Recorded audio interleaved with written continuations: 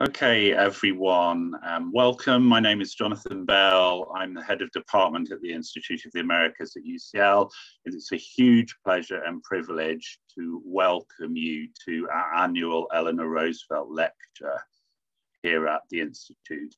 The lecture has been a regular feature of our department activity since the department was created at UCL in 2012. And it highlights the Institute's research and teaching interests, which might be said to be exemplified by the life of the First Lady of the United States between 1933 and 1945. And in Roosevelt, our interests in human rights, in social policy, in gender politics, and in international politics, including Eleanor Roosevelt's pivotal role in the early years of the United Nations. We've welcomed scholars who study these issues, and we've also strayed into welcoming those in the wider public realm with interests in human rights issues, having had the current leader of the Labour Party, Keir Starmer, as the Roosevelt Lecturer in 2017. Today, we're privileged to have with us Amy Offner, Associate Professor of History at the University of Pennsylvania. Her work has particular resonance for a department like the Institute of the Americas that is dedicated to a trans-hemispheric understanding of key issues in social science and humanities. She is interested in global perspective on US history with a special interest in the relationship between the United States and Latin America and political regimes in Latin America. She's the author of Sorting Out the Mixed Economy, The Rise and Fall of Welfare in Developmental States in the Americas, published by Princeton University Press in 2019. The book is the winner of the Economic History Society's first Monograph Prize, the Murdo J. MacLeod Prize from the Latin American and Caribbean section of the Southern Historical Association, and the Alice Amundsen Award from the Society for the Advancement of Socioeconomics. She joins us today to take us through some of the arguments, research questions, issues that have come out of that project. And I'm really delighted to be able to welcome Amy to our community. So I'm really pleased to hand over to you, and we will look forward to your lecture and to questions afterwards. So thank you.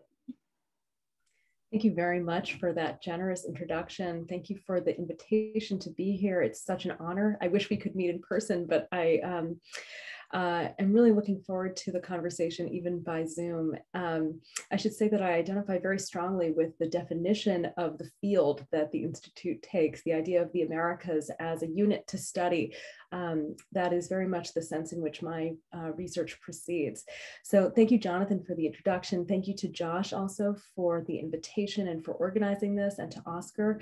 I'm going to try to share my screen and see if that works.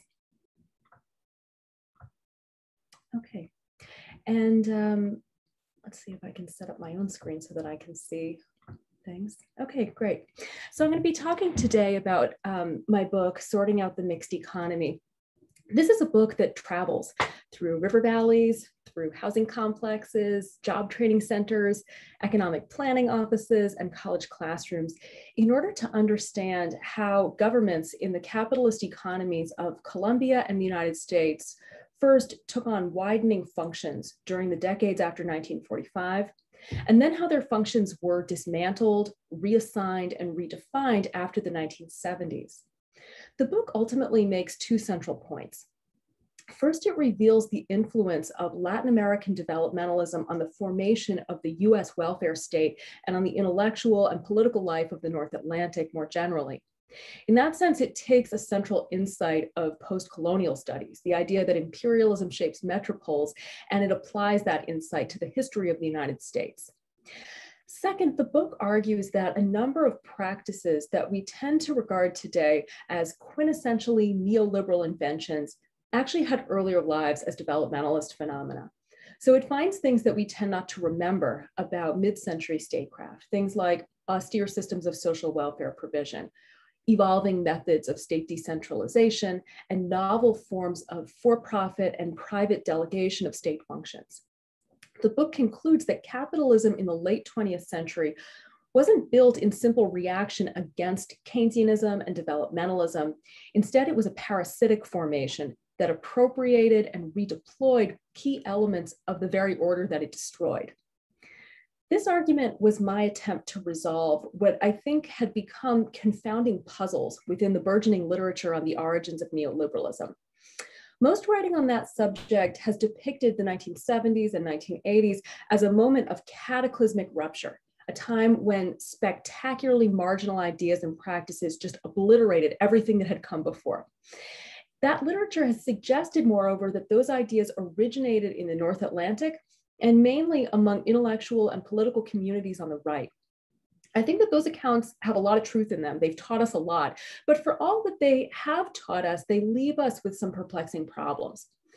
Many purportedly novel practices of the late 20th century, including the techniques of state restructuring and social welfare provision that my book analyzes, many of these practices actually had long, tangled roots that extended into welfare and developmental states themselves.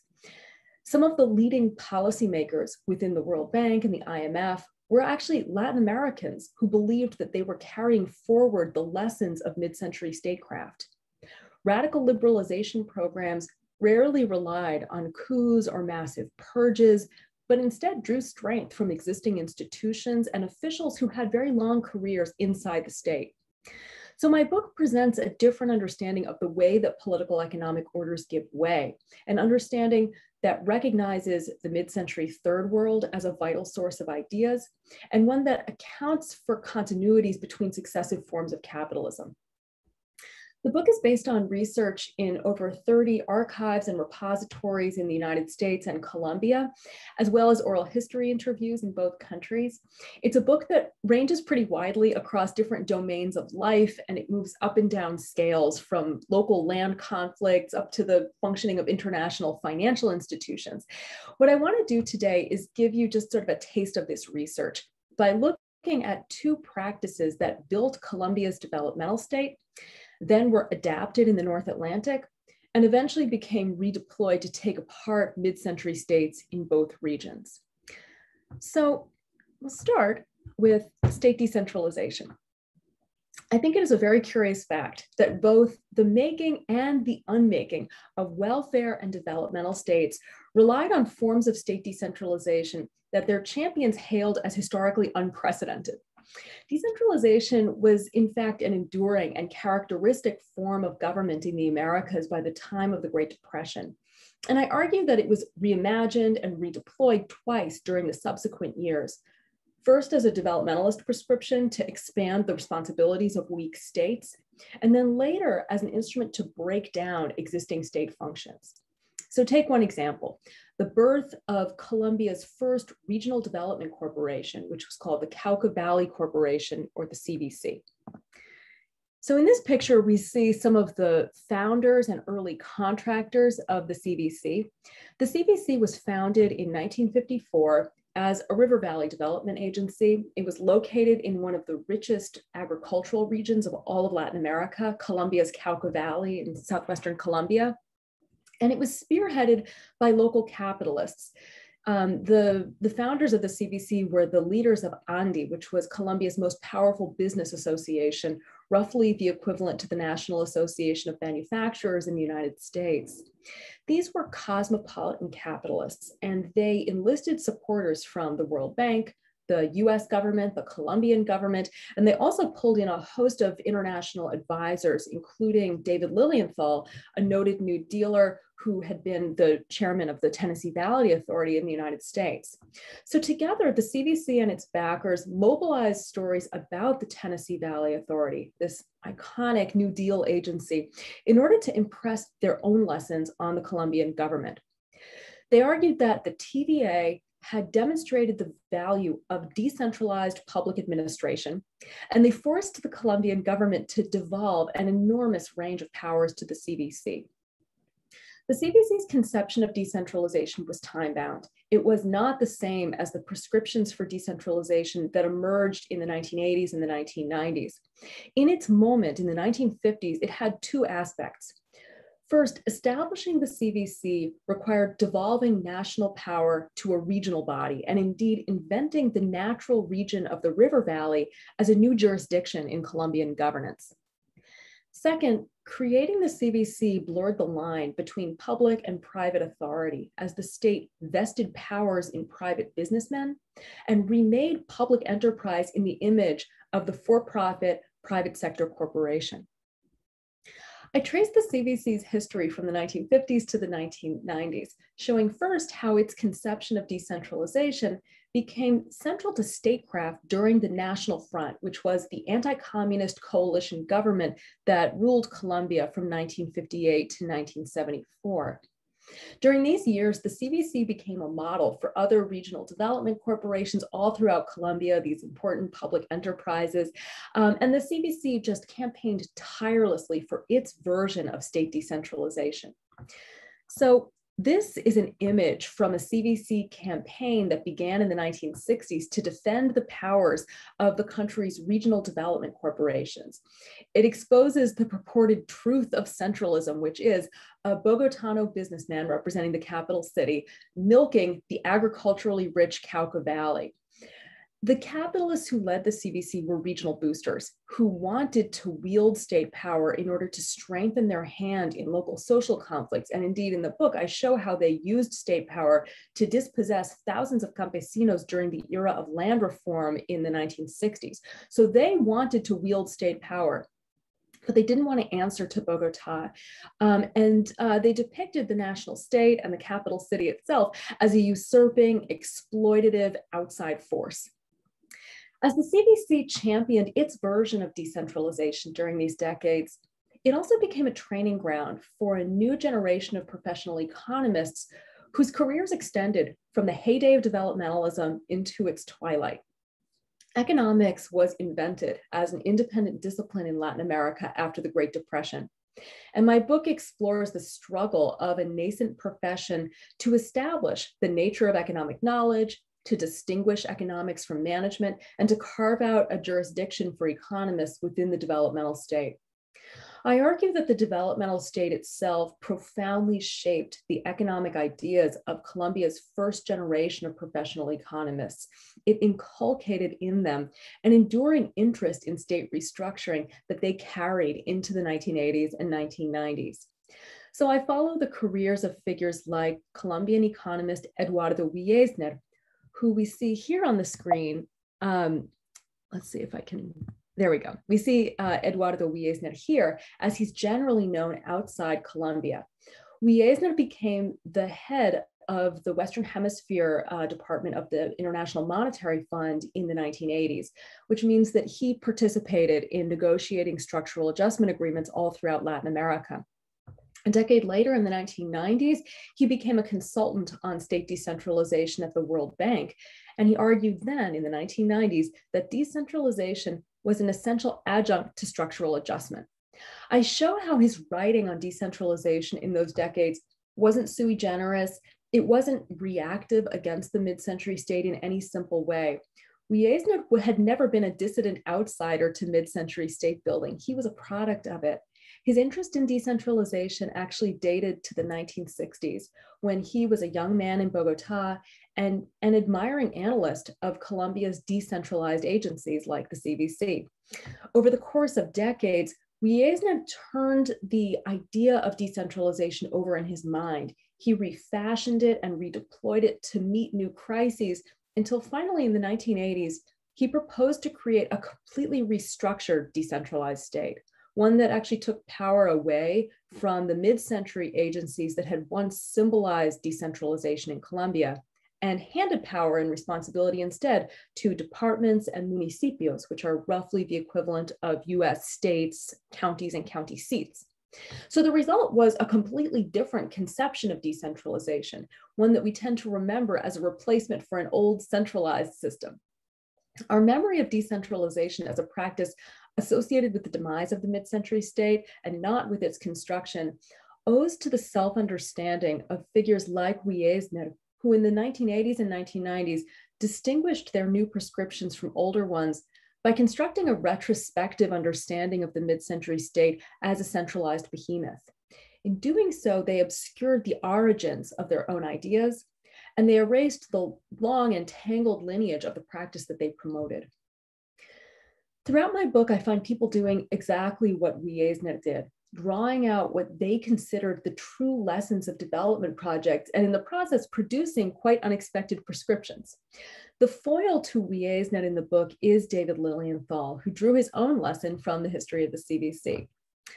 So here we see David Lilienthal. If Eduardo Wiesner adapted the impulse toward regionalism that the CVC's charter contained in 1954, then Lilienthal drew out the impulse toward privatization. Lilienthal was born in 1899, and of course, he became one of the most notable faces of the New Deal during the 1930s and 1940s. He chaired the Tennessee Valley Authority. He went on to direct the Atomic Energy Commission.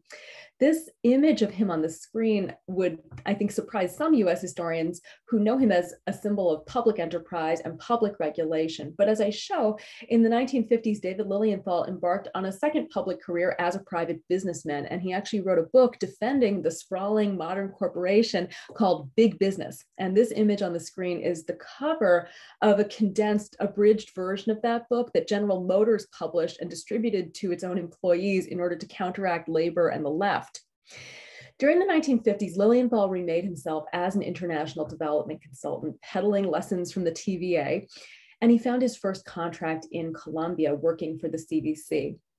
He quickly became entangled in a host of business development projects that surrounded the CVC. Perhaps the most consequential of those was the creation of the first MBA program in Colombia, which was founded at the Universidad del Valle, which was the local public university in the city of Cali. And the book has a lot to say about the rivalrous entanglement of economics and management as disciplines and professions as they were being formed together in this moment. I'd be happy to talk about that more in Q&A, but for now, suffice it to say that the CVC illuminates what I see as a systemic tension at the heart of the developmental state. Here was a public development agency directed by the leaders of a private business association. Here was a state enterprise vested with national powers for the express purpose of underwriting the growth of private enterprise. The CVC equated the interests of a portion of the Cauca Valley's capitalist class with the general interest or the public interest. That elision was characteristic of mid-century developmentalism in capitalist economies. During the 1960s, we see that elision manifested also within the local public university, which of course trained economists to become government planners, and which simultaneously touted the training of industrial managers as one of the university's chief contributions to the community and to the public in those terms. The growth of the public university actually created financial mechanisms that enriched local and multinational corporations. And the leaders of the management program at the university took on leadership roles within the university, promising to rationalize public higher education by applying techniques of industrial management to it. Lilienthal put his name and some of his own money behind the university's management program, and so did a host of US business schools, US business associations, the Ford Foundation, and organizations of US foreign investors in Latin America. The management program at the Universidad del Valle quickly became the anchor for a network of institutions that linked the Cauca Valley to US business groups and US foreign aid programs. So for instance, in 1963, the Peace Corps began sending young business school graduates to teach in the management program and work as management consultants for the CVC and for local business organizations. The next year, David Rockefeller of Chase Manhattan Bank led a group of US business executives in founding what was called the International Executive Service Corps, sometimes known as the Paunch Corps. This was a Peace Corps for retired corporate executives who became volunteer management consultants in the Third World, supported by US development aid. The International Executive Service Corps was funded primarily by the US Agency for International Development, and its founders hailed it as a model public-private initiative because a board of US businessmen directed it and channeled USAID's money directly to Latin American business enterprises rather than Latin American government agencies. These US businessmen valued the symbolism of private capital controlling the disbursement of public revenues, private capital serving public functions, and private capital mediating between states and societies. They depicted businessmen as statesmen. And this project formed part of a much wider effort that I analyze among US foreign investors in Latin America to capitalize on foreign aid by funneling it through and to the private sector. Now, of course, this was never an uncontested project. In fact, the Universidad del Valle produced a ferociously radical student movement during the late 1960s and 1970s that destroyed the management and economics programs founded during the 1950s and generated rival forms of knowledge by the 1970s. This student movement produced some very notable Colombian intellectuals, including the anthropologist Arturo Escobar, whose 1995 book, Encountering Development, is today a classic. It set out to bury the entire project of developmentalism, and it's still read today as a kind of foundational book in post-colonial interpretations of development. But if we think back to the formative years of the Universidad del Valle's management program, what's interesting to me is that US businessmen were meeting in Latin America, summoned there by Colombian capitalists, and together they were insinuating themselves into the region's development programs during the early 1960s, that is to say, during the era of the Kennedy administration. By the time the War on Poverty began in 1964, many US businessmen who were veterans of development programs believed that grand questions about the role of private capital in public life had already been resolved. And they saw the Johnson administration's expansion of social welfare spending at home as an opportunity to ply their tools all across the US state. So they turned homeward, promising to repatriate what they saw as the lessons of development. And Lilienthal here is an exemplary case. During the 1960s, he returned to the US public eye. Today, in 1964, he's speaking no longer as Mr. TVA, but rather as a businessman working in an incredibly auspicious field, economic development. And Lilienthal argued that the lesson of his work overseas was that states could best fulfill their functions by delegating them to private capital. He pointed to the businessmen of the Cauca Valley, and he pointed to his own for-profit consulting firm to argue that a new kind of corporate manager had appeared on the world stage, a moral hero and a patriot fit to resolve the crises of post-war societies. Lilienthal was one of a generation of US businessmen who shifted their sights from the third world to the first world in the 1960s, following the enticement of federal budget appropriations, and they came home declaring themselves public servants fit to solve the problems that US social movements had forced onto the national agenda. Their mobilization produced an epochal change in the US welfare state. During the War on Poverty, they convinced the Johnson administration to begin operating federal training and education programs by for-profit contract with the country's largest industrial corporations. So this is an ad that was placed in the pages of Foreign Affairs as well as the Financial Analyst Journal by International Telephone and Telegraph, or ITT. ITT was, of course, an infamous military contractor and foreign investor deeply involved in shaping US aid in Latin America during the Kennedy and Johnson administrations. It was a notorious collaborator with military dictatorships in Latin America. And under the War on Poverty, ITT also became the operator of the first Job Corps camp in the United States, the Kilmer Job Corps Center in New Jersey. This is how job training programs worked in the War on Poverty. Not only Job Corps, but a whole range of training programs, including programs run by the Bureau of Indian Affairs. It was really a notable departure from the New Deal's training programs like the Civilian Conservation Corps, which had been operated by the federal government itself. The firms that argued for this arrangement came from the world of foreign and imperial policy, that is to say, the world of development assistance that I've been looking at, as well as the worlds of military contracting and Indian industrialization policy that the Bureau of Indian Affairs had launched on Indian reservations in the 1950s. The US state had long relied on for-profit contracting to conduct foreign and imperial affairs, and corporations that were experienced in those fields argued in the 1960s that they had a whole portfolio of proven contracting and budgeting procedures that they could carry from the purported edges of the nation into the heart of the US welfare state. The ad here explicitly references that military experience. The text is a little bit small, but what it says is it notes that service is the company's business, from helping make war on unemployment to helping defend the free world. The book looks inside training centers in US cities and on Indian reservations, and it shows how the attempt to extract profit from training embedded irresolvable contradictions within the welfare state. To take one example, on the Navajo reservation, federal job training subsidies went to the Fairchild Camera and Instrument Corporation, which opened a transistor assembly factory in the city of Shiprock, New Mexico in 1965. Here we see one of the workers in that factory. Fairchild opened the plant as part of a longstanding hunt for low-wage, non-union labor that was leading electronics firms and other labor-intensive industries out of northern cities and across the globe.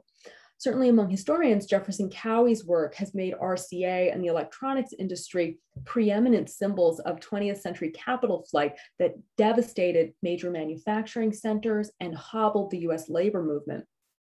Indian country and the war on poverty form a forgotten part of that story. During the 1950s and 1960s, reservation industrialization policies were explicitly designed to exploit capital mobility and bring footloose capital to Indian reservations. The reservations touted on-the-job training programs as public subsidies to electronics manufacturers that were shifting labor-intensive production across the United States. So here we see a clip from the US Chamber of Commerce magazine Nation's Business saying Indian country is a frontier again. This was an article written by a Bureau of Indian Affairs official in 1969. And throughout the 1960s, tribal governments and Washington together brought over 150 new factories to reservations, in part by offering on-the-job training funds that allowed companies to pay workers just half of the minimum wage, while the federal government paid the rest. These on-the-job training programs promised to respond simultaneously to, on the one hand, the demands of employers for cheap labor, on the other hand, the nationalist dreams of tribal officials who are trying to reconstitute life on reservations, and third, the aspirations of Native workers themselves who were facing catastrophic levels of poverty and unemployment. It was ultimately impossible to meet all three expectations in equal measure. Fairchild became infamous for running what was supposedly a transitional job training program for nearly 10 years. It maintained a constant flow of trainees who they paid half the minimum wage, shunting the rest of the wage payment onto the federal government. The company essentially used anti-poverty funds from the federal government to put its factory beyond the reach of the Fair Labor Standards Act. After a decade of operation, workers began to organize a union.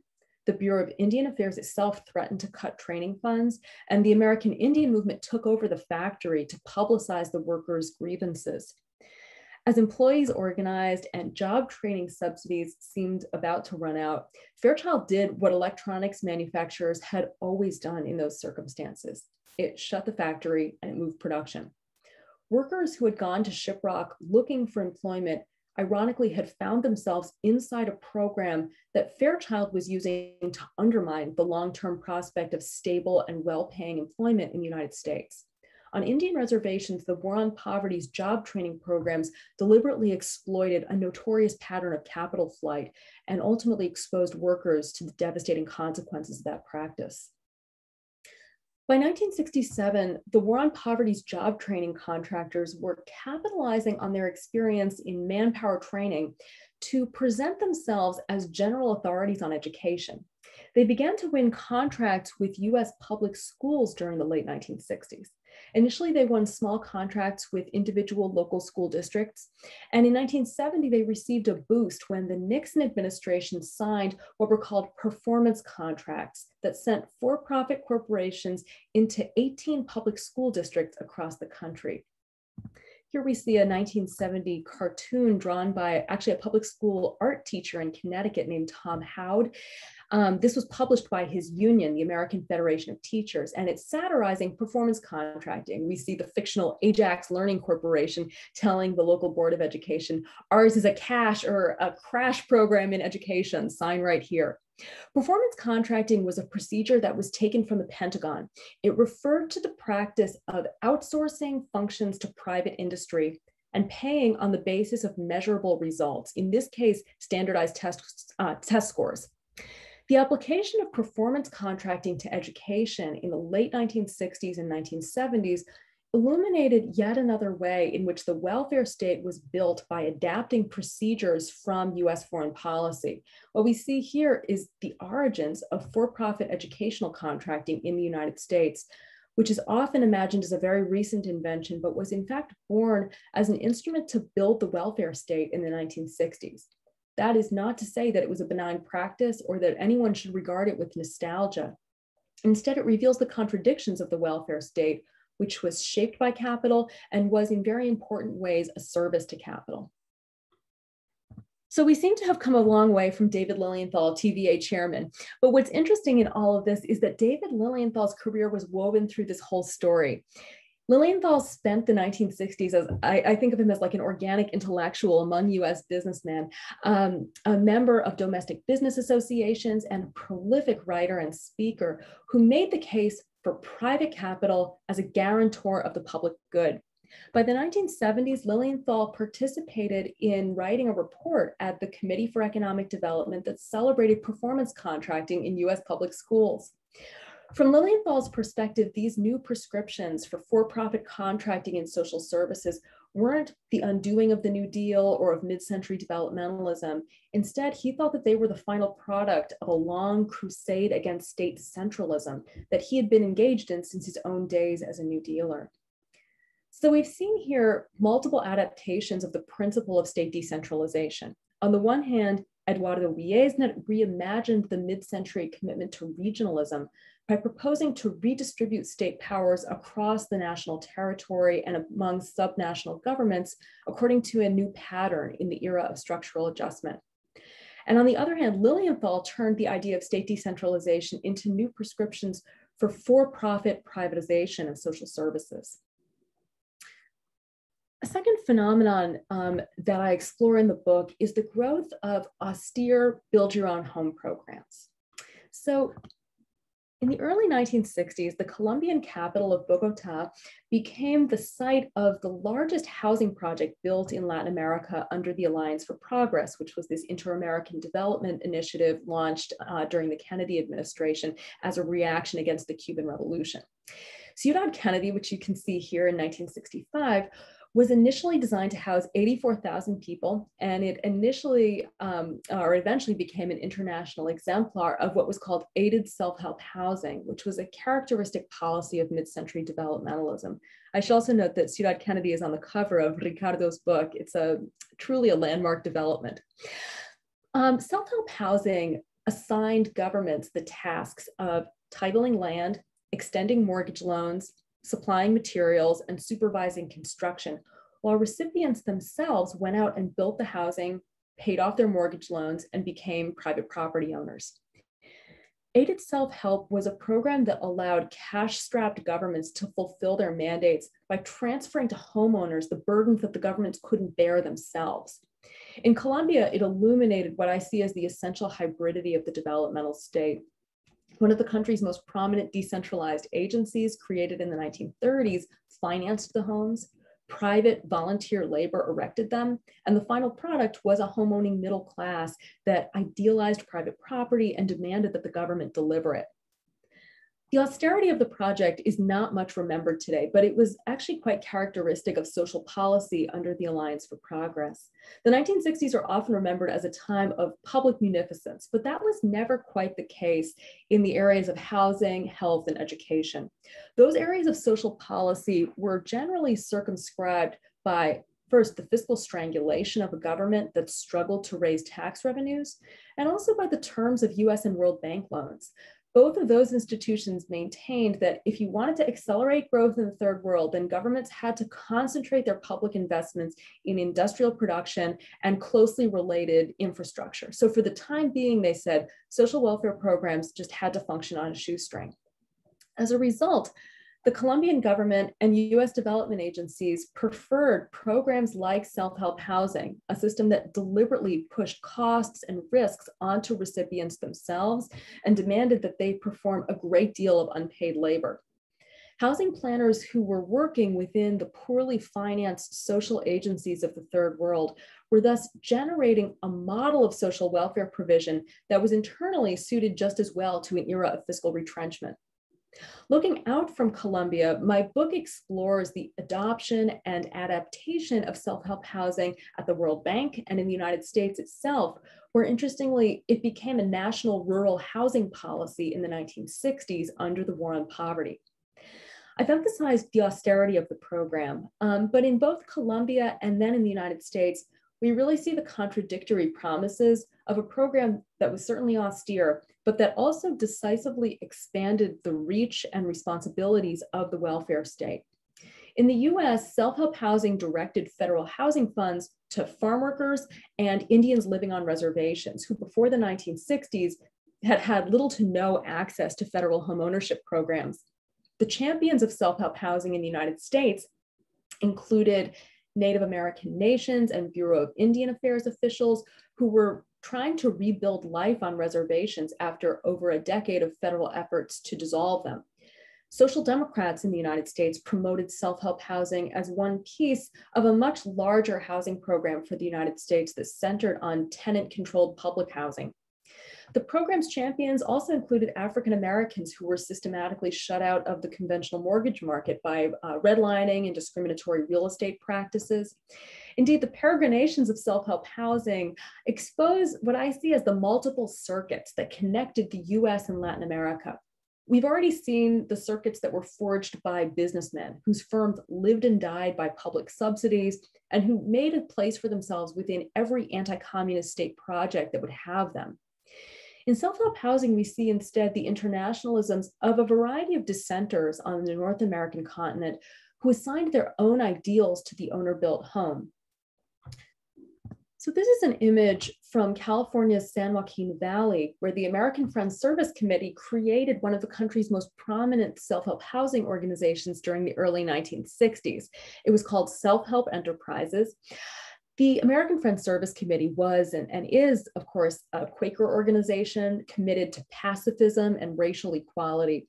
Self-Help Enterprises became the first self-help housing organization to receive federal funding under the War on Poverty, and it quickly became a national model.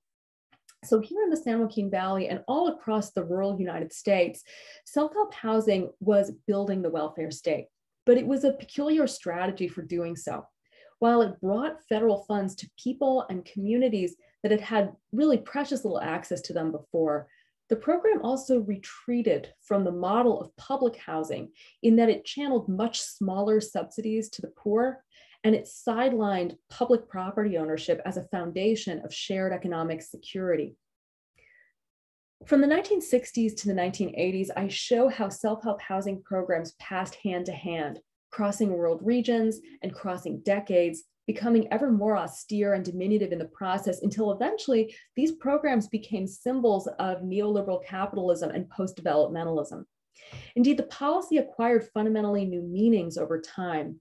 By the 1980s, the champions of owner building policies cast their work as an alternative to mid-century statism, their words. And they retrospectively depicted projects like Ciudad Kennedy as government housing built by a state that was supposedly an improvident leviathan. So what are we to make of these observations?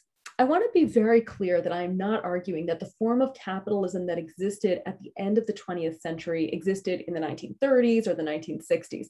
I regard the political economic transformation of the late 20th century as a truly shattering event that dealt a blow to labor movements across the world, brought economic inequality to heights not seen since the 1920s, and inaugurated a very new kind of political economic order. What I think this history does is help us think about how political economic orders give way.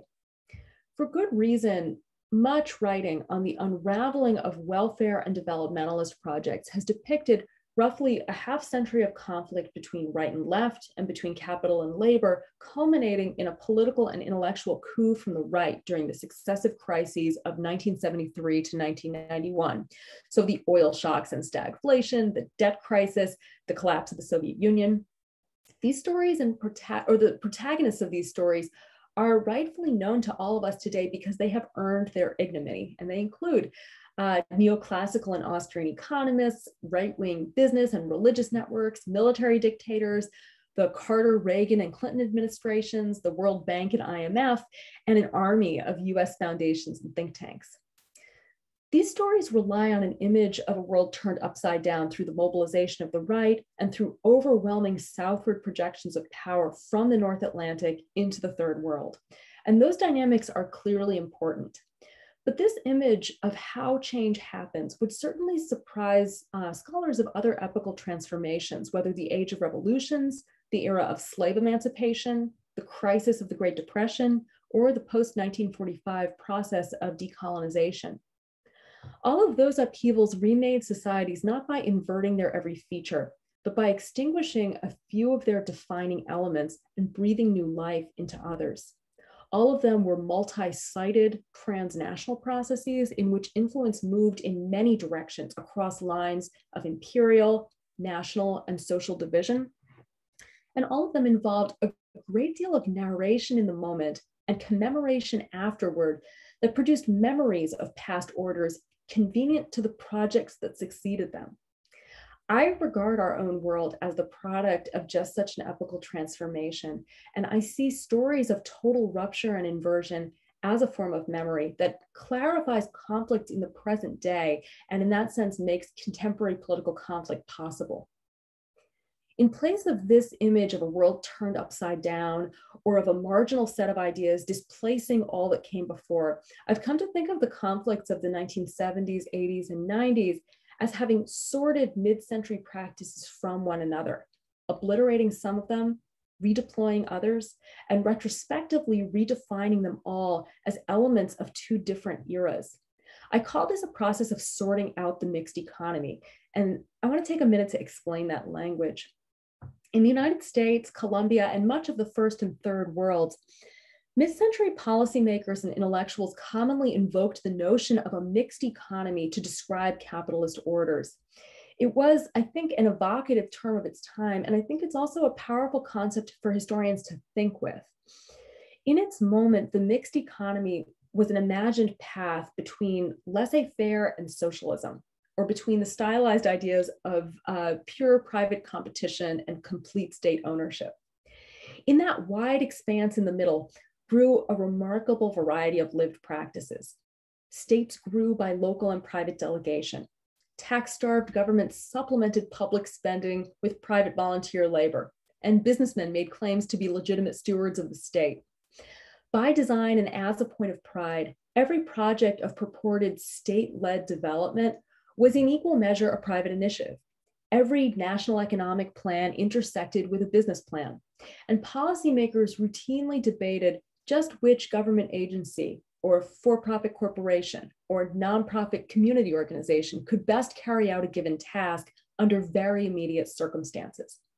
Mixed economies relied on the imagined dichotomy between public and private while systematically conjoining the two. And in doing so, they produced manifold articulations of state and capital and multiple accounts of the relationship between public and private interest. Self-help housing, state decentralization, and for-profit educational contracting are illustrative examples of policies that could and did thrive under the banner of a mixed economy, and which found new uses after the 1970s under the banner of different ideals that were equally notional and aspirational: the market, the entrepreneur, or the minimal state. Of course, not every feature of mid-century statecraft could survive the crises of the 1970s and 80s. The world at the end of the 20th century was new precisely because it contained only pieces of the past.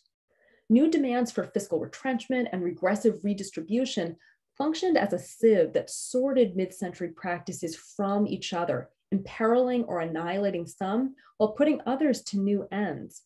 In the United States, federal budget cuts dealt a blow to conventional public housing while leaving a thin lifeline that sustained self-help housing. The Reagan administration vilified cash transfer programs while furnishing fresh opportunities to the war on poverty's educational contractors, some of which live on today as private prison contractors and for-profit school assessment firms. In all of these cases, the policies that endured tended to be those that channeled less generous subsidies to poor people themselves and promised less progressive redistribution of income. The institutions that survived tended to be private entrepreneurial ones that the mid-century state had cultivated, whether nonprofit real estate developers that emerged from the world of self-help housing or for-profit corporate subsidiaries that were born in service of manpower training. The epilogue to the book is largely an essay about historical memory. It's my attempt to explain why we don't tend to remember the mid-century origins of these institutions and policies, why I myself did not expect to find this material in the archives and struggled for a long time to think about the political implications of my research. I think we tend not to remember the origins of these practices because our understandings of them are actually a very recent vintage. I think they were forged in the 1970s, 80s, and 90s in the very process of dismantling welfare and developmental states. The work of political economic restructuring involved a great deal of storytelling about what the mid-century state had been. I find storytellers among economists in the World Bank and the IMF, people like Eduardo Wiesner. I find storytellers among businessmen whose account of a world turned upside down affirmed their own understanding of themselves as sources of innovation. And I find storytellers among the right-wing intellectuals who are the protagonists of most books on neoliberalism, men like Milton Friedman, or men like Hernando de Soto, the Peruvian economist whose 1986 bestseller, The Other Path, popularized a right-wing libertarian view of the owner-built home as a novel alternative to mid-century statism. These men aggrandized themselves as intellectual iconoclasts and policy innovators, bringing a new world into being. They were certainly participants in a dramatic transformation, but I don't think that they were quite as innovative or quite as politically and intellectually autonomous as they claimed to be. Very often, they were picking up ideas and practices that were left lying around by an earlier generation of state makers. What's interesting to me is that their triumphalist narratives about their own extraordinary accomplishments have come to inform critics of neoliberalism who tell much the same story in a minor key. Much of the scholarship on neoliberalism reinforces the essential claims of celebratory narratives that originated on the right. They present the same periodization of the 20th century, and they attribute political economic change to the same set of intellectuals and institutions. The result is a form of historical memory that's neither of the right nor of the left, but rather is a shared way of imagining the recent past that's become foundational to contemporary political conflict. And as historians who are living in this moment, I think that we are soaking in this form of historical memory, which is a tremendous challenge to those of us who are trying to write histories of political economy in the last century. I think that our task is both to analyze economic life and also to analyze the popular tellings of history that shape and sometimes constrain our own inquiry into the past. So that is what this book tries to do. And with that, I'll wrap up, and I look forward to your questions and comments.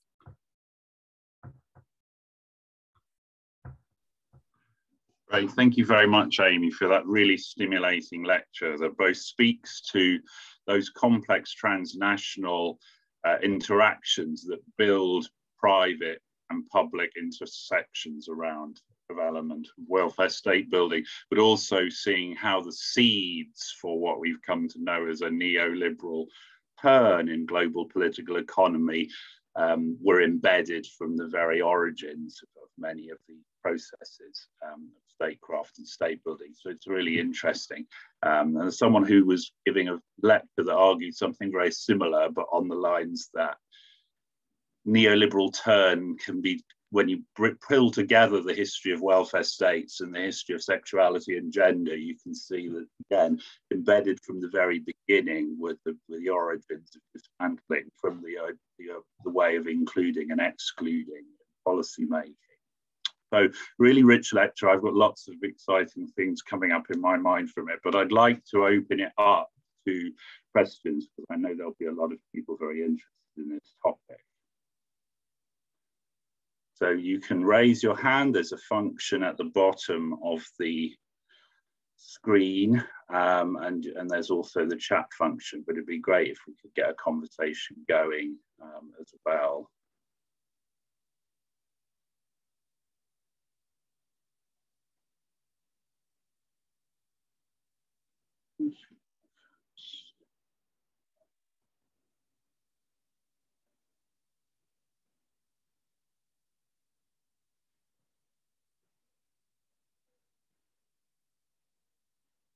Still taking everything in. Maxi. Bear with me while I get sorted. Amy, congratulations on really fantastic work. I work on Latin America and with an interest in development policy, let's say international development policy. And I thought, you know, your teasing out of the various lines of communication across borders and particularly north-south, but also south-north was really compelling and very interesting. It's a wonderful piece of work. And as John just said, lots of food for thought. I was wondering how you see the situation as we get, you know, past the sort of, you know, the period when so-called neoliberalism, you know, begins to lose its persuasive force. And you see a kind of, you know, I'm not talking so much about the kind of period associated with the new protectionism, but the sort of sense of the exhaustion of the neoliberal paradigm, and later followed by a sense of, you know, the fallout of globalization, both politically and economically, as it has been argued. I mean, how do you see the situation since then? I know that's a tough question because you're a historian and you've done a great job in analyzing the period that you're most acquainted with, but I just wonder how you start to think about that process of change in the more recent periods. Thank you so much for that question. And you know, I'll offer sort of a few thoughts, but you know, I think you're right that as a historian, I might not be the best position to answer this question, but I am happy to discuss it. It's something I've kind of been concerned with. One of the sort of oddities, I think, of the politics, you know, politics in Latin America now for several decades has been absolutely the kind of exhaustion and lack. I mean, I don't think that neoliberal prescriptions ever had democratic legitimacy, but the sort of you know, widespread, you know, condemnation and widespread sort of open recognition that they have no legitimacy, no democratic popular legitimacy. That's been status quo for decades at this point. And yet, neoliberalism seems to have endless zombie lives. There are, you know, right now, of course, in Colombia, the protests that are taking place are, you know, you see this sort of enduring struggle against ongoing attempts at neoliberal reform.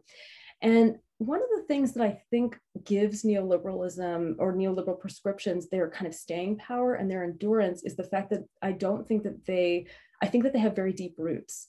I think that there are many sources of these kinds of prescriptions. And that's one thing that I guess my research did convince me of. To the extent that sort of also that sort of capitalist class power has never been substantially constrained. I mean, in a country like Colombia, there are sort of different ways of thinking about its regulation and its promotion and so on. But one of the kind of driving dynamics of the story that I tell is one in which capitalists really are able to avail themselves of almost any configuration of the state. And I think that that is another kind of enduring problem that we're living with today. That said, I do think that the terms of conflict in Colombia are transformed in the moment when you see the kind of, the economic opening, the sort of neoliberal reforms of the early 1990s, because of course in Colombia, as it's a process that's parallel to other neoliberal sort of moments of neoliberal restructuring in Latin America, where there are sort of conflicting processes taking place of democratization and of neoliberal reform. And in Colombia, of course, that takes the form of the writing of the 1991 Constitution and the extension of new forms of recognition to emergent ethnic communities that are organizing themselves as such. And the sort of both of those have had long-term consequences that we're seeing today, in the contestation of neoliberal policies, as well as in their kind of their zombie lives. And I think the question today is, how we still don't know what the resolution of that contradiction is going to be. But I think that is the characteristic contradiction of this entire period, since the 1990s in Colombia. Thanks very much, Amy. I particularly enjoyed reading your take on the 1991 Constitution in Colombia, because it was a very clear example of the resignification of and capture of kind of ideas coming from above by forces from below. It's very interesting. Thank you very much again. Thanks. And that moment it continues to interest me. I actually had a little bit of research that I originally did for the book, but never managed to make it into the book, that actually deals with the emergence of ethnic movements in the Cauca Valley. And I'm given that we haven't been able to sort of travel and do new research, actually I've been kind of revisiting some of that to work up an article on that subject, because I too felt it was it's something I gestured toward in the last chapter of the book, but wanted to think about a little further. We look forward to reading it. Thanks. Ricardo. Thank you, Amy. As always, very exciting, arguments. I want to follow up on what Maxi asked and ask you in terms of, it is very interesting to me to think about, the social foundations of, neoliberalism, if we can actually use that term, now, given your work. But would you agree with me to say that, as one of the reasons, we see the how to put it, that is indeed, a partial legitimacy, as partial and as as weak as it is in terms of social foundations, that is to say, coming from below. I think that's, well, at least that's my reading of your book, that's you're trying to invite us, to think about that particular, question. So the social foundations of, neoliberalism in a transnational sphere, if you will, is there as partial as it was. So it's not just, the capitalist, classes, but that there is also, a level, a degree of legitimacy that secure this particular political, economy in place. So it's just more, I'm just wondering, thinking out loud and see if I'm actually, misreading some of your arguments, Amy. Thank you. Yeah, thank you. I mean, I think that your book provides great insight into that. I mean, one of the things that I thought about, in reading your book was that, right, the sort of, I hadn't conceptualized the middle class. I found the concept so confusing. I struggled to deal with it. I thought of it just as a self-identifier, but the way that you discuss sort of the significance of middle class formation helped me kind of think back on my own material, I think. And so I think that your book does make a case for some kind of limited forms of social legitimacy, I guess, for these prescriptions. And I think that, there are other books too that can help us think about this. Certainly in US historiography, I think one of the big debates about neoliberalism, even kind of within the literature that basically takes it to be a prescription that comes from the right and has this kind of coup quality to it. One of the big debates there is the extent to which kind of imposition versus popular legitimacy is a kind of a core dynamic to the rise of neoliberalism. So we think of like Bethany Morton's book, for instance, as a book that very much argued that there were kind of social foundations to neoliberalism in the United States. So I do think that those dynamics exist. I think where my book might be a little bit different is in the following. When I find popular organizations promoting practices like self-help housing, they are not advocating an order that I would identify as neoliberal. They're advocating a practice that is inherently one that kind of belongs to no order, that is incredibly promiscuous, that can belong to many different orders. So among the advocates of self-help housing, you find people who really think that it's like a wedge to open up the welfare state and create a form of social democracy in the United States. You do find a few people who are just, who really are like foot soldiers of the new right. So there are some of those people who are involved, but they're not the sort of main dynamic of what's going on there.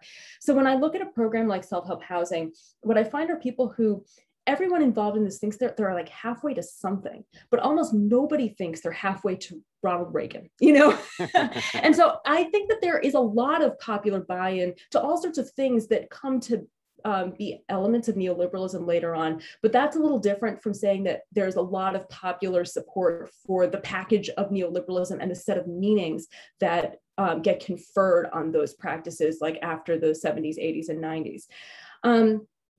It does raise questions that the book doesn't answer about how people adapt once those practices are really deeply embedded in a new order.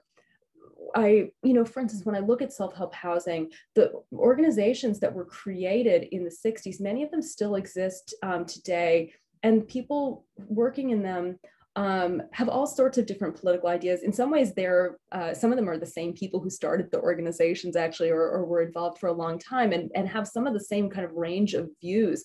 And some of them see themselves as kind of almost, they snuck under the radar. They're still surviving. You know what I mean? They've managed to get some resources in a really hostile world.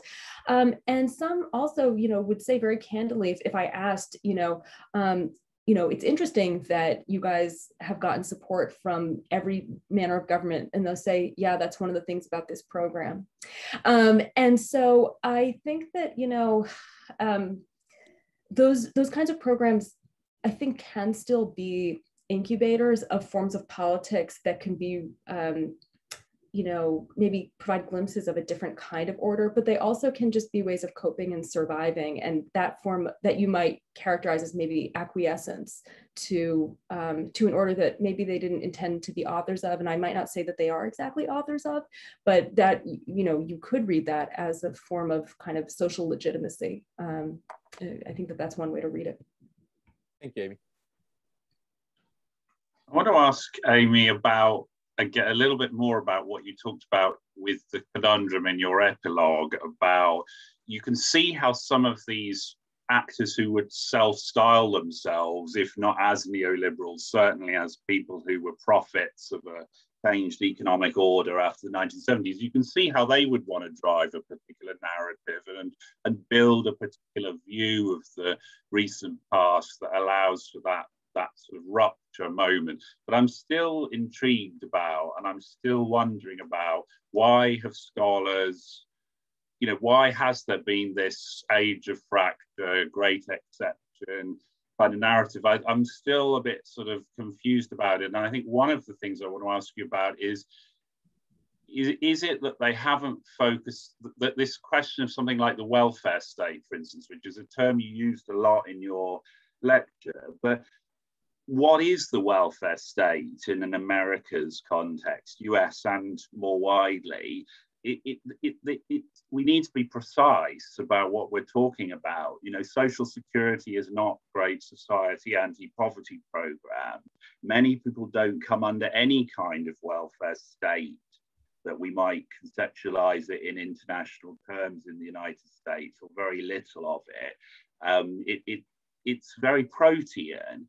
And US has always, and again, I think we can apply this more broadly, and I know Nestor's going to be asking the question soon, and he works on the relationship between private business interests and governments in Latin America. These governments have always delegated responsibility and authority to private capital in a variety and range of interests, right through 19th century, through the 20s, and now. It's not, so I'm still a bit, why the story you're telling seems so compelling to me, yet why isn't it kind of not new? Do you see what I mean? Yeah, no, I'll try and answer that question maybe in a couple of parts. One thing I try to do at the end of the book is think about the origins of the left-wing version of this critique of neoliberalism that echoes basically right-wing self-aggrandizing tales. And that attempt was informed by the fact that, I mean, the kind of story about, you know, the Chicago School, the Mont Pelerin Society, the whole kind of master narrative of the rise of neoliberalism. That was my own understanding of history when I arrived at graduate school. I learned that story, certainly not in school, but in the late 1990s when I was a college student involved in the global justice movement and involved in labor activism in the United States and within the left. That was a story that was being sort of told and circulated and written in you know, popular form. And in many ways, I think it was a story that was learned actually from, you know, activists and critics in Latin America who sort of were denouncing, you know, the Pinochet dictatorship and so on. And that was a story that for me at the time had huge explanatory value. It provided me with a master narrative of the politics of my lifetime. It provided also a powerful critique of, you know, the overall logic and meaning of policies that we were struggling with. And I think that one of the things that story did is it helped to mobilize what I think have been extremely important movements that have had long, you know, sort of long-term consequences. And I think that that's one of the reasons that story had staying power, is that it had a certain kind of inspirational mobilizing quality. One of the things that it also did, you know, it took the right's own account of itself at face value. And what the right was doing, you know, what like Milton, you know, I didn't know at the time, it didn't occur to me that story didn't start out as critique. It started out as like Milton Friedman's autobiography. And one of the things that is just fascinating to me when you go and read those guys is, right, what do they think the welfare state is? I mean, you're exactly right. They are the ones who for decades had been kind of pillorying the welfare state as like something that was, from my perspective, 1,000,000 times better than it ever was. From their perspective, you know, the face of evil. And I think that one of the kind of curious consequences of that, of the way that the kind of social movements basically took the right's depiction of the welfare state in their mobilization, is that form of memory became highly inspirational, actually, in a way that I don't think is like politically pernicious, can actually be very politically valuable, because what it meant was that people thought back on the welfare state and they were selecting out some of its more progressive features, essentially, exactly as you say, you know, social security, you know, a number of, you know, they're remembering strong unions, they're remembering strong banking regulations, they're remembering some of the things that, you know, they're missing after the 1980s. They're not like invoking the welfare state to say like, we need more for-profit educational contracting, even though that's born alongside, you know, Medicare. They're thinking about one set of practices that are the ones that the right tends to hate, the ones that capital abhors. And that, I think, proved quite useful to mobilization, and what kind of the mobilization against this idea of neoliberalism and what the kind of neoliberal memory of the past did is allow people to essentially express what they valued in the past. And the cost of that, which, you know, one may or may not think it's a significant cost, but, you know, the kind of unintended consequence of that is exactly the kind of evacuation of the past, the kind of obliteration of a lot of the other features of the welfare state, which is a very complicated entity. So that's one reason that I think that kind of memory grew up. I think it had a certain political function that it still has, actually. It provides people with a kind of a useful image of what a welfare state could be, actually. In terms of among historians, why this story is surprising, which is a somewhat different question from the kind of the popular understanding. I guess I would say two things. One is that to some extent, I think historians, it made sense to note that, you know, at one time, you know, it made sense to note that there were these protagonists who had projects, you know, like the Mont Pelerin Society and so on. They had their projects, and those were not without consequence at all. And it made sense for historians, who I think were also influenced by social movements in ways that they didn't always acknowledge. It made sense to explore those processes. but one of the things that I think happened in the kind of literature on neoliberalism that tried to discuss its origins is that it became a little bit divorced from what I see as most of the writing that came out of kind of social and political history and political economy on like the New Deal and the New Deal order. That literature was always attentive to the contradictions of the welfare state. It was always attentive to the contradictions of the New Deal. And I think that my research in some ways is consonant with some of the insights of that world, especially as it's developing now. So we see, for instance, really interesting books that, you know, have gotten really well-deserved acclaim about the role, for instance, of private banks or of fast food chains in availing themselves and grafting their activities onto anti-poverty programs and mobilizations against racism in the United States in the 60s and 70s.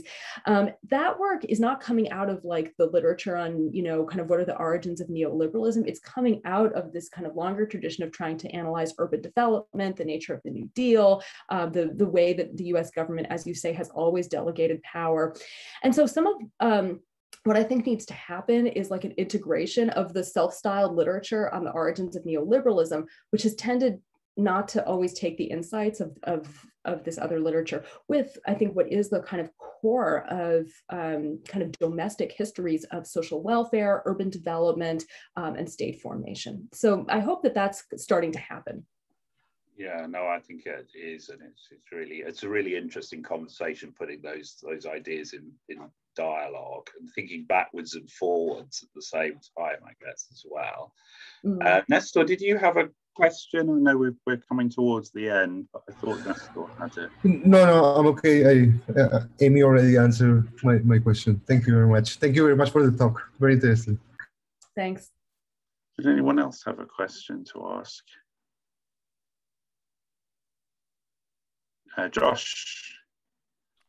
Let's see if the internet holds out. Yeah, thank you very much, Amy. That was a really fantastic overview of your work. And I think when we were first having this conversation about you coming to do the lecture tonight, I was kind of, you know, I was saying there's so much great stuff that you're working on at the moment. And so my question is kind of more about your next projects and how this you know, big book project is kind of feeding into your next work, because it seems like, sorry, there's a plane flying overhead. It seems like essentially you're kind of looking at this from the other side, right? You're kind of looking at contingent workers and how this develops transnationally.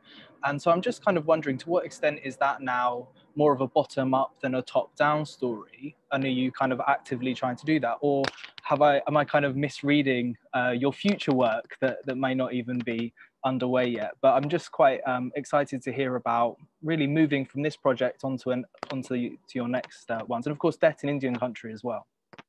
Thank you so much. Yeah, no, you're absolutely right. I mean, I guess I can say autobiographically that, you know, when I went to graduate school, I thought I was going to study labor history and African-American history. And those are topics that are still meaningful to me. And I teach in those, you know, those are sort of, those run through all my teaching. And I hope that anyone who reads the book can sort of see the kind of interest in social history that still runs through this book. But one of the things that happened to me in graduate school is that I realized that in some ways I had more questions at that time about capital than I did about labor. And so the book, you know, reflects that. That's what I kind of didn't understand. I, in some ways, was so persuaded by the new social history. I loved a lot of the books that I read. And at that time, I didn't have a great question in kind of labor history to ask, the kind of question that you really don't know the answer to that will sustain your interest for, you know, 10 years of your life. And having finished this book, I tried my best in this book. I understand social conflict to be the engine of historical transformation. And so throughout this book, there's social conflict running throughout, but nobody who reads this book would say, oh, this is a labor history. Absolutely not. And by the time I finished the book, I did have other questions actually that were kind of bringing me back to the kind of work that originally I thought I would do as a historian. So you're absolutely right. So I'm kind of working on two projects right now to the extent that the pandemic allows us to work on anything. And one of them is, it's a project that's called Debt in Indian Country that's at a more preliminary stage. And essentially what this well, I'm trying to write sort of a history of debt among Native Americans in the 20th century, which is a topic that we know very little about, actually, surprisingly little about. The way I came to it was that when I was doing that research on training and education programs, I was working in the Bureau of Indian Affairs papers, and anyone who works there will know that there are, I mean, those papers are so little used. And I came across basically boxes upon boxes of materials that had never been screened or opened for research. And in there, I came across actually some records of local debt conflicts among Choctaw sharecroppers in Mississippi. And I thought, wow, I have read tons about debt in the 20th century United States, and Native people are just not part of that story at all. And I started like reading around, and I just realized that I had so many questions. I mean, one of the kind of big issues here is, a classic question about the economic function of imperialism. We know a lot about the ways in which sort of debt was structured in the United States to produce, racialized exploitation. With Native people, I'm very interested to sort of think about what their economic function was in relation to the US financial system, in relation to the US government through relations of debt and credit. There are many questions that sort of arise from this, but that's one of the things that I'm interested in. And it does very much involve, becoming immersed in a lot of very different local contexts and trying to understand how people, to the extent to which people had access to money, how, what the local relationships were, and then how to build those kind of local relationships up to sort of think about their function in relation to, large scale economic institutions in the United States. So that's one of the things I'm interested in right now. And the other, which is a little further along, is a project that I'm calling The Disappearing Worker. And this is, it is about the restructuring of employment. It's how it comes to be that nobody has a legally recognizable employment relationship anymore. And this was inspired actually by some material that I also stumbled across in doing research for the first book, which suggested to me that in the mid-century Third World, multinational corporations were incredibly aware of, on the one hand, the profits that could be made from investment in developing countries, but on the other hand, the political and legal and social liabilities of being invested and being the boss, specifically employing workers and owning plant and equipment in a place where, you've got to confront labor movements, where there's social upheaval happening, where there's social revolution taking place. And so I saw all of these examples of kind of debates about how you can invest in these contexts without being the boss, without actually employing workers, and how you might kind of start to restructure your investment, how you might restructure your corporation in order to like wriggle out of that problem. And I'm interested, because these are multinational corporations, I'm interested in how they're transposing lessons from one place to another, taking lessons from the Third World and using them elsewhere. So part of the story is about capital, but a lot of it is about kind of local labor conflicts and the transformation of work in different places. And within Latin America, some of the examples I'm looking at are, it's trying to kind of look with fresh eyes at some areas of Latin American labor history that are kind of, classic cases, meatpacking in Argentina. Some of the exact, factories that like Danny James wrote about are sites of these kinds of restructuring by US corporations that I'm researching now. So I'm excited to be able to do a little labor history after a long time thinking about the boss. Yeah, it sounds really interesting. Thank you. That's a really interesting answer. I'm looking forward to seeing how it all develops. Thanks. Great, thank you very much. And I think looking forward to the future in terms of research, I hope a positive one, brings us really neatly to the end of today's lecture. So I really want to thank Amy very much for a really stimulating and fascinating lecture that speaks very much to the interests of our whole department. So thank you very much, and hopefully see you in person soon. Thank you very much. Really Thanks, Amy. An honor. Thanks a lot. Bye-bye. Thank you very much. Thank you.